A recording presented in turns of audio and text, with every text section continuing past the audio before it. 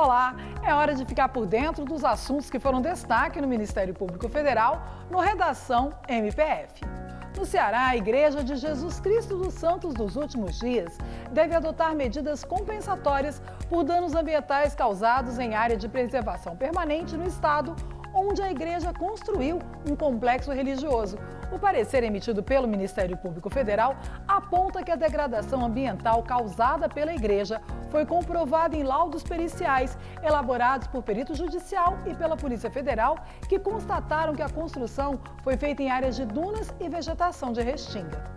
Vamos conhecer agora a segunda etapa da campanha lançada pelo Ministério Público Brasileiro em defesa dos direitos das vítimas. Nessa fase, o foco é sensibilizar a sociedade sobre a importância de se garantir os direitos das pessoas vítimas de algum tipo de violência. A iniciativa é mais uma ação do Movimento Nacional em Defesa dos Direitos das Vítimas, lançado em junho de 2022.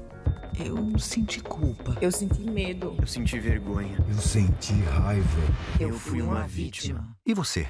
Já se sentiu assim?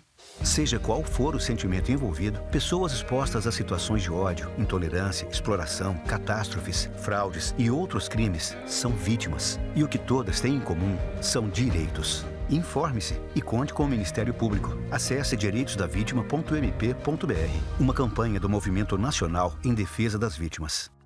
A situação de calamidade dos indígenas Yanomami ganhou holofotes em todo o mundo.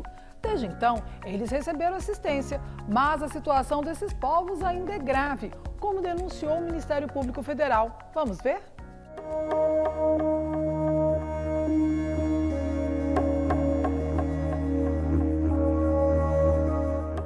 Insegurança alimentar e falta de acesso a direitos e políticas públicas básicas.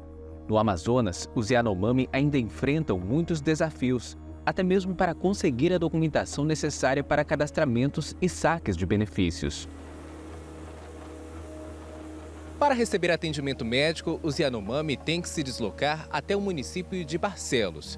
O tempo de viagem pode ser de mais de 7 dias. O transporte é feito pelo rio.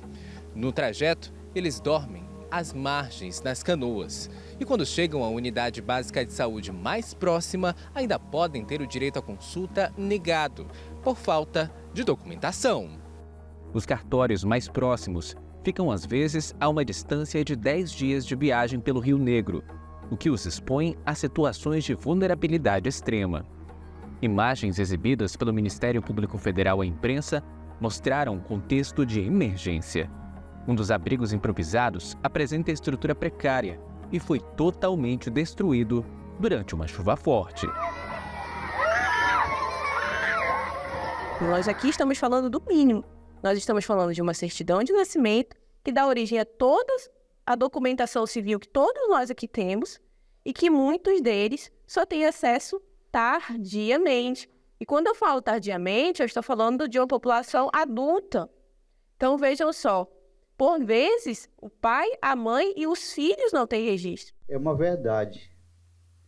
Ao que pega sofrimento, os crianças, os rorrotes, idosos que eu estou falando, e os aposentadoria. E a responsabilidade para poder melhorar, eu tenho que ter uma pessoa permanência.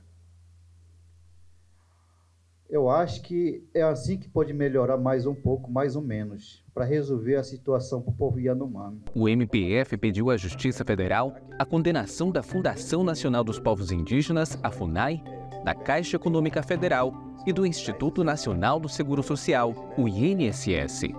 Para o MPF, essas entidades vêm falhando em seu dever de aprimorar as políticas públicas relacionadas aos benefícios sociais, como aposentadorias e Bolsa Família. Uma ação civil pública sobre esse assunto já havia sido movida durante a pandemia.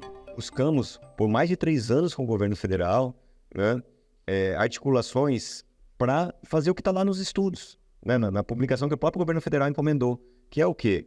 Adequar esses benefícios, adequar esse acesso à documentação, tem intérpretes, a questão da língua, muito difícil, principalmente para os povos que são considerados de recente contato e é uma classificação da FUNAI, mas enfim, ao invés de descer 500 Yanomami, que é a situação hoje, por exemplo, em Barcelos, para acessar individualmente esse benefício, por que não dá acesso, né, direto na comunidade? Imagina o custo disso, toda a implicação, semanas, né, meses ali na beira. E essa situação é só mais uma delas.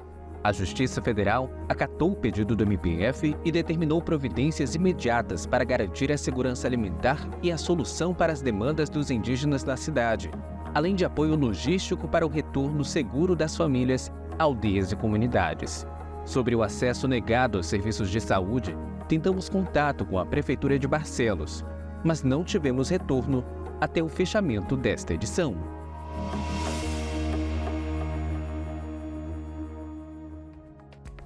E depois dessa última notícia, eu fico por aqui. A gente se encontra na próxima semana.